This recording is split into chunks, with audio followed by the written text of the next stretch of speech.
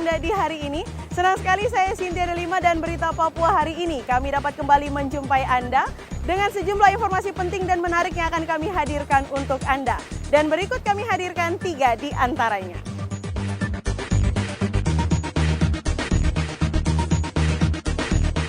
Keluhkan sesak nafas, 3 anak buah kapal pencari ikan meninggal dunia di Merauke. Diduga karena puntung rokok, kapal penumpang di Sorong terbakar. 5 bulan hidup beratapkan tenda, puluhan keluarga di kampung Bemesren butuh bantuan pemerintah.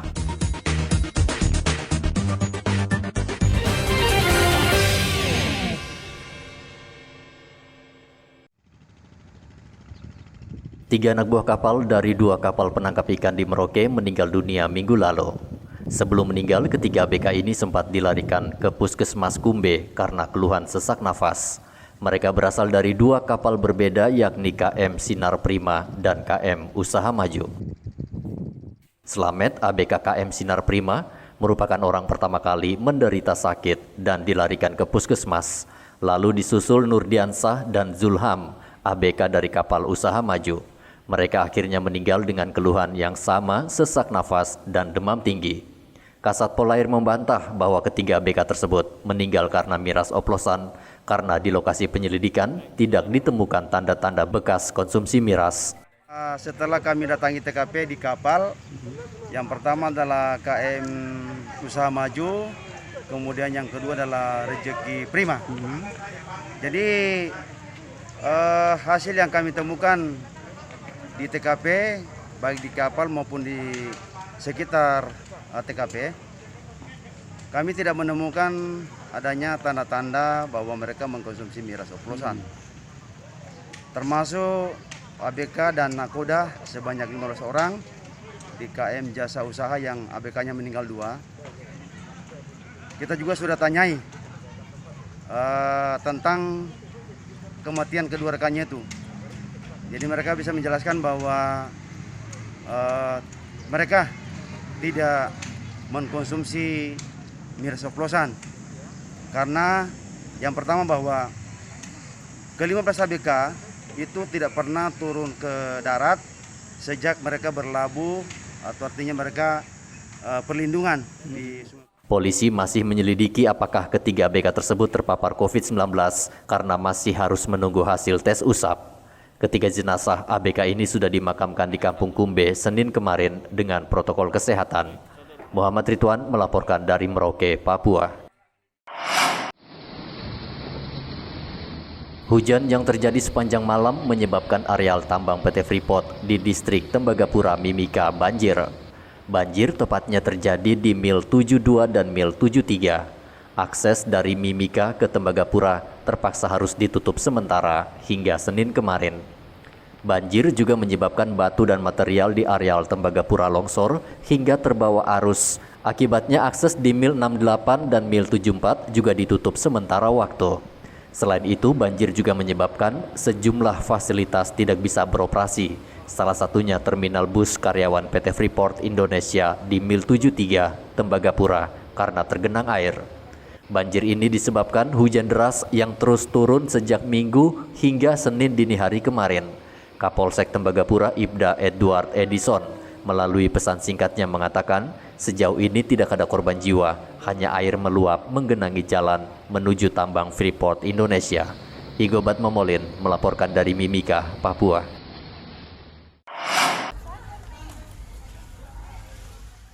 Kapal penumpang Fajar Baru 8 minggu lalu terbakar di Pelabuhan Rakyat Kota Sorong, Papua Barat. Kapal penumpang antar kabupaten tersebut sebelumnya bertolak dari Kabupaten Raja Ampat dan tiba di Pelabuhan Sorong. Tiba-tiba api muncul dari dalam dek kapal. Api lalu menjalar dengan cepat. Sebanyak 138 penumpang dan 11 anak buah kapal selamat dalam peristiwa kebakaran ini. Namun seluruh isi kapal hangus dan tak bisa diselamatkan. Selama 2 jam, petugas pelabuhan dan anak buah kapal berusaha membawa kapal ke tengah laut agar api tidak merembet membakar kapal lain. Kebakaran diduga akibat puntung rokok yang dibuang sembarangan di dek 2 bagian belakang kapal.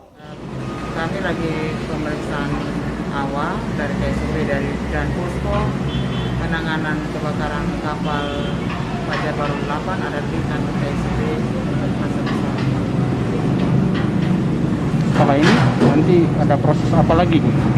Setelah ini akan diadakan pemeriksaan terhadap abk kapal seluruh abk. Dari KSOP atau dari KNKT ini? Dari KSP dulu, pemeriksaan awal harus dari KSP kelas 1. Tidak ada korban jiwa dalam insiden ini, namun kerugian ditaksir hingga miliaran rupiah. Polisi masih menyelidiki penyebab pasti kebakaran kapal itu. Dari kota Sorong, Papua Barat, Sadrak Wanggai melaporkan.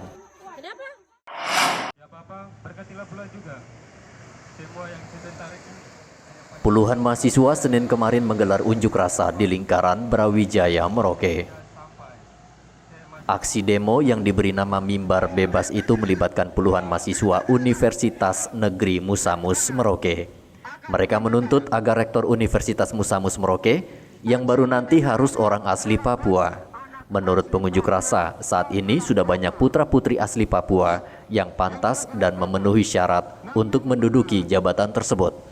Ini sudah saatnya karena dari anak-anak Papua atau Papua Selatan ada beberapa yang sudah memenuhi syarat untuk menjabat sebagai rektor di Universitas Negeri Musamus. Untuk itu dari tempat ini kami mengimbau kepada beberapa oknum yang mau maju supaya tolong segera undurkan diri. Sekali lagi saya sampaikan kepada beberapa oknum yang mau maju sebagai rektor di Universitas Negeri Musamus supaya tolong mundurkan diri. Karena hari ini adalah awal kita mimbar bebas di sini. Ini awal. Ada banyak langkah-langkah yang kami akan lakukan sampai dengan pemilihan rektor nanti. Bagaimana kawan-kawan? Ini langkah awal. Semenjak meninggalnya Rektor Musamus Philip Betaubun sebulan yang lalu akibat COVID-19, hingga saat ini belum ada yang menduduki kursi jabatan Rektor Universitas Negeri Musamus. Aksi mahasiswa ini berlangsung selama 1 jam dan mereka langsung membubarkan diri setelah aspirasi mereka tersampaikan. Muhammad Ridwan melaporkan dari Merauke, Papua.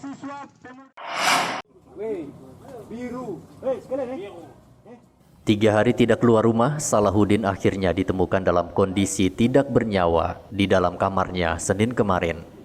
Kejadian ini membuat terkejut warga di Jalan Seringgu, Merauke. Selama 2 hari terakhir, pria berusia 63 tahun ini tidak kelihatan di kampung. Karena tidak seperti biasanya, mereka akhirnya mengecek tempat kos korban dan menemukan korban sudah meninggal dunia. Tadi gimana sampai bisa ketahuan kalau saya kebetulan saya cari-cari dia, Pak Udin kenapa tidak pernah keluar. Terus? Nah, akhirnya saya cek di depan kamar. Terus? Nah, saya intip begini, saya sebelum intip panggil ini dulu sebelum ini tuh, sebelum buka pintu. Saya panggil Banjo. Saya bilang cek Pak Udin dulu, kayaknya sudah meninggal kasihan. Kok tahu sudah meninggal dari mana? Memang sudah cek masuk dalam? Inti di jendela, di jendela aja? Iya, baru posisi kan melintang di bawah kursi. Ya saya kayaknya Pak Udin meninggal apa? Saya tapi pintu terkunci dari dalam? Terkunci. Dari 10 WIB, tetangga mencari-cari atau menggedor rumah si korban, ternyata tidak ditemukan. Akhirnya mereka mengambil kesimpulan bahwa melihat dari jendela dan membuka pintu, kemudian ternyata si korban telah ditemukan meninggal dunia. Kemudian polisi datang ke sana dalam artian dari unit reskrim bersama unit identifikasi datang ke tempat kejadian sekitar jam 12.25 WIB. Ternyata betul di TKP bahwa korban ditemukan sudah meninggal dunia, namun di sekujur tubuh korban tidak terdapat tanda-tanda kekerasan. Jadi diduga korban sesuai informasi dari saksi-saksi yang diperoleh di tempat kejadian bahwa riwayat penyakit korban memang 6 bulan sebelumnya memang telah ada. Jadi tanda-tanda kekerasan sama sekali tidak ada ditemukan pada korban. Demikian. Polisi yang langsung melakukan olah TKP tidak menemukan tanda-tanda kekerasan di tubuh korban. Namun mulut dan telinga mengeluarkan darah. Jasad korban langsung dievakuasi ke RSUD Merauke untuk dilakukan otopsi. Muhammad Ridwan melaporkan dari Merauke, Papua.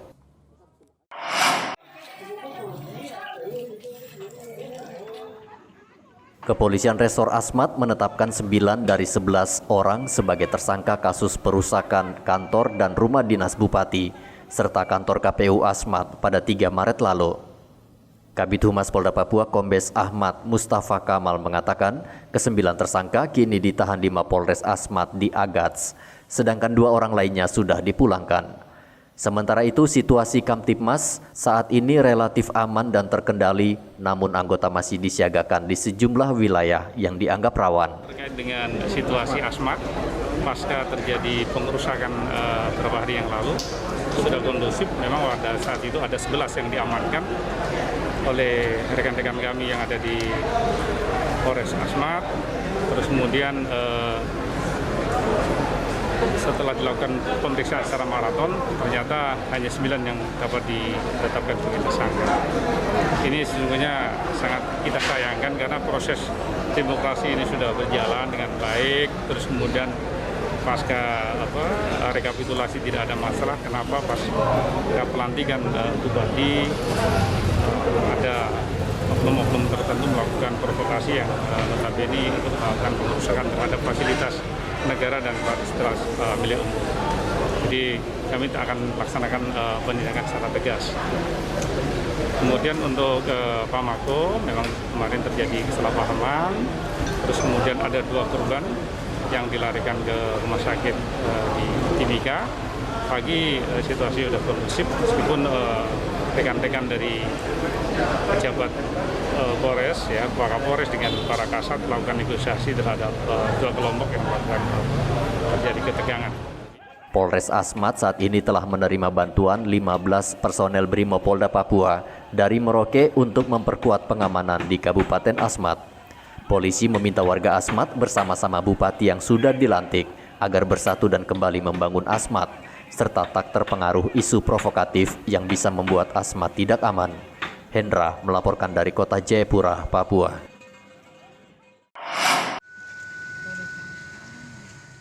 Batalion D Pelopor Merauke resmi menjadi Batalion Merauke. Pengukuhan dilakukan Komandan Satuan Brimopolda Papua, Kombes Cornelis Mansnembra, Senin kemarin. Dengan menjadi batalion, jumlah personel akan ditambah, sehingga jika terjadi bentrokan atau kerusuhan di wilayah Papua Selatan, jumlah pasukan Brimob di Merauke tersedia dan siap dikirim. Pada pengukuhan tersebut, Dansat Brimob Polda Papua juga melantik Komandan Batalion D Merauke, AKP Syarifuddin Ahmad, sebagai Komandan Batalion Brimob Merauke. Saat ini ada 4 kompi di wilayah tugas Batalion Merauke, yakni di Kabupaten Mapi, Jayawijaya, dan di Merauke. Kami juga sudah berkoordinasi terkait dengan pengukuhan batalion kemarin dengan kegiatan ada pertemuan dengan Bapak Kapolda maupun Wakapolda. Kebetulan waktu itu Kapolda sekarang masih menjabat Waka. Beliau sudah berjanji akan memberikan penambahan personil kepada Brimob sejumlah 500. 500 ini kita melihat bahwa yang pertama nanti akan diberikan 50. Seterusnya nanti kita menunggu yang Bintara Otsus ini. Kan ada rencana 2000. 2000 ya. Dari 2000 ini nanti rencana akan diberikan kepada Brimob 500 yang akan dididik khusus di Pusti Brimob atau Kosek. Oh gitu. Sehingga mereka memang nanti mempunyai ilmu kepolisian, tetapi ada kemampuan-kemampuan khusus yang dimiliki oleh Brimob itu sekaligus diberikan kepada mereka. Karena kita melihat bahwa selama ini dari polisi umum masuk dulu ke Brimob, nanti bergantian mereka bergilir untuk mengikuti kejuruan Brimob. Tetapi kalau yang besok 2000, begitu diterima langsung diarahkan. Untuk mendukung operasional Brimob Batalion Merauke, dalam waktu dekat akan didatangkan 50 personel Brimob baru, sehingga tidak perlu lagi didatangkan pasukan dari Polda Papua untuk mengamankan 4 kabupaten di wilayah Papua Selatan. Sesuai instruksi Kapolri, Dansat Brimob meminta Brimob juga membantu Pemda setempat dalam menangani laju penyebaran kasus COVID-19 di setiap tempat tugasnya. Muhammad Ridwan melaporkan dari Merauke, Papua.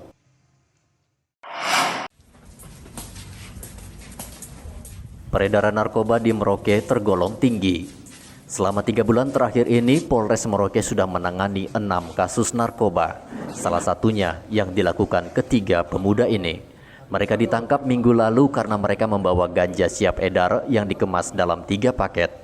Wakapolres Merauke mengatakan, Penangkapan ketiga pemuda ini setelah polisi mendapat informasi dari warga akan terjadi transaksi yang dilakukan para tersangka di Jalan Polder Merauke. Narkotika jenis ganja ya cukup menjadi perhatian bagi kita karena dari Satres Narkoba sendiri selama 3 bulan ini sudah melakukan pengungkapan narkotika jenis ganja sebanyak 6 kasus ya selama 3 bulan terakhir ini, dan ini akan terus kita galakan agar Merauke ini bebas narkoba. Ada pertanyaan mungkin? Kemudian bebek turun ke ganja ini berapa banyak? Ya, untuk yang di TKP pertama ya, ini 2,6 gram. Ya, 2,6 gram. Kemudian ada lagi 8,9 gram tuh TKP pertama tuh ya. 3 ini. Ya.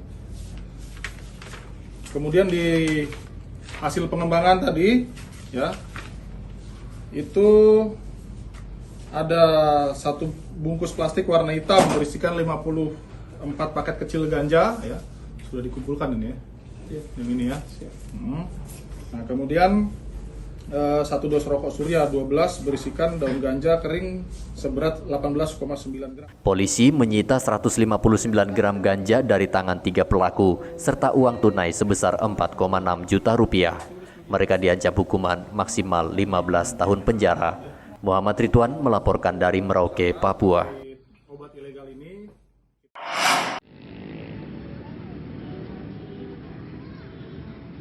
Karena tidak menerapkan protokol kesehatan, sejumlah pemilik usaha hiburan anak di Timika ditegur kepala kampung. Ia mengancam akan menutup usaha dan memerintahkan pemilik pindah ke lokasi lain bila masih membandel tidak menerapkan prokes. Saat ini banyak tempat hiburan seperti odong-odong dan istana balon yang buka di emperan jalan. Akhirnya di lokasi ini timbul kerumunan orang, terutama anak-anak. Yang jadi masalah, sejak dibuka dari pukul 6:30 malam hingga 8:30 malam, pemilik usaha tidak menerapkan protokol kesehatan secara ketat. Sehingga Kepala Kampung Nawaripi, Distrik Wania, Nobertus di Tubun, kesal dan khawatir. Nobertus mendatangi satu persatu pemilik usaha dan meminta mereka menyediakan tempat cuci tangan dan masker. Nobertus bahkan ikut memberikan masker gratis kepada beberapa pengunjung. Yang dibuat oleh pemilik tempat hiburan anak-anak ini. Makanya tadi saya sudah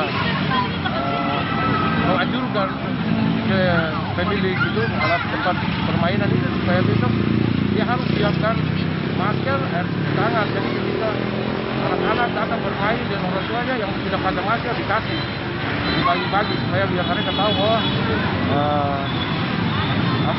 corona ini belum kita tidak bisa remehkan.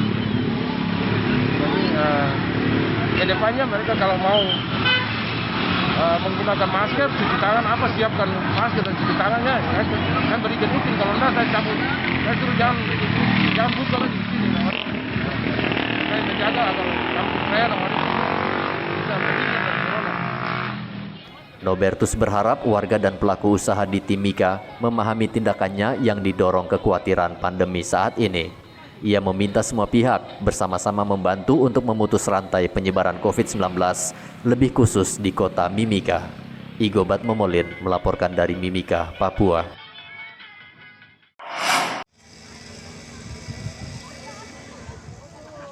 Puluhan aparatur sipil negara saat ini banyak yang terjangkit COVID-19, bahkan diantaranya meninggal dunia.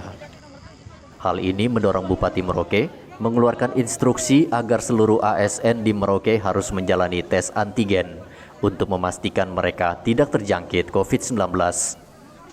Senin kemarin ratusan aparatur sipil negara mengantre di halaman kantor Bupati Merauke untuk mengikuti tes antigen yang akan berlangsung selama 2 hari.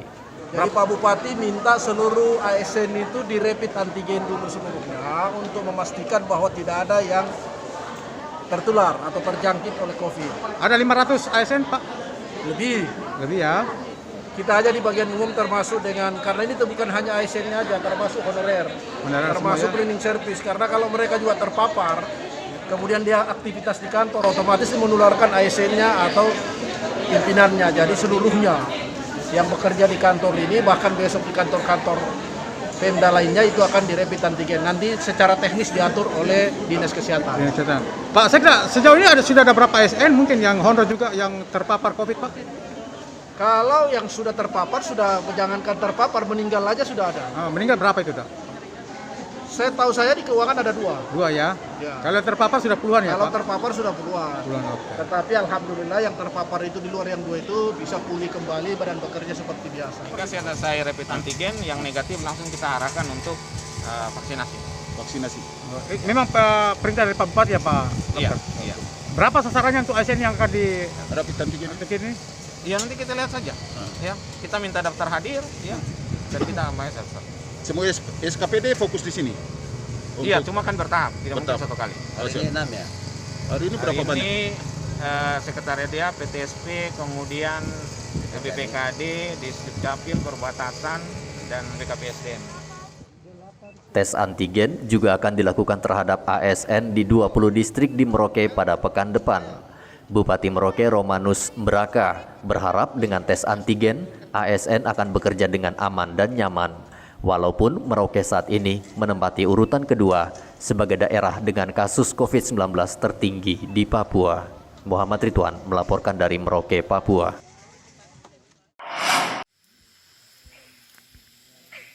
Sudah 5 bulan puluhan keluarga di kampung Bemesren, Distrik Yapsi, Kabupaten Jayapura, tinggal dengan beratapkan tenda. Mereka baru kembali ke kampung mereka sejak 5 bulan lalu, setelah diusir sebuah perusahaan kayu yang sudah 10 tahun tidak beroperasi.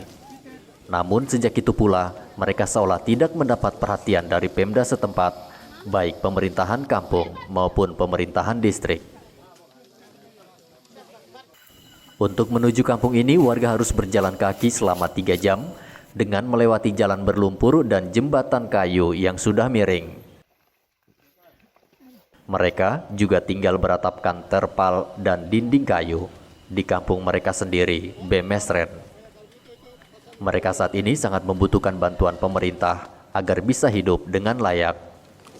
Karena saya sudah begini, saya sudah sengaja adik-adik saya sudah menderita di tenda. Jadi cara bagaimana harus Bapak lihat saya, supaya tenda ini bisa berubah sebagai bermacam dengan atap lain.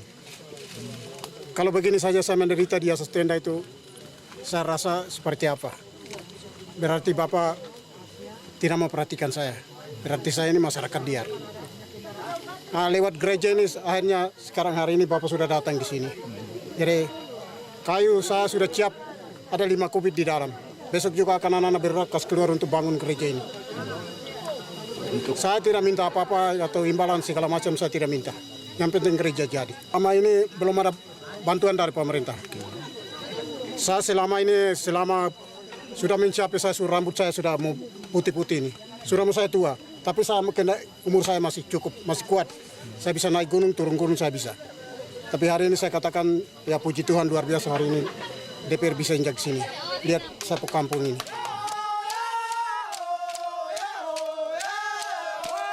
Wakil Ketua 1 DPR Papua Yunus Wonda yang mendatangi kampung ini memberikan bantuan seraya berjanji akan meminta Bupati untuk segera membantu warga di kampung tersebut.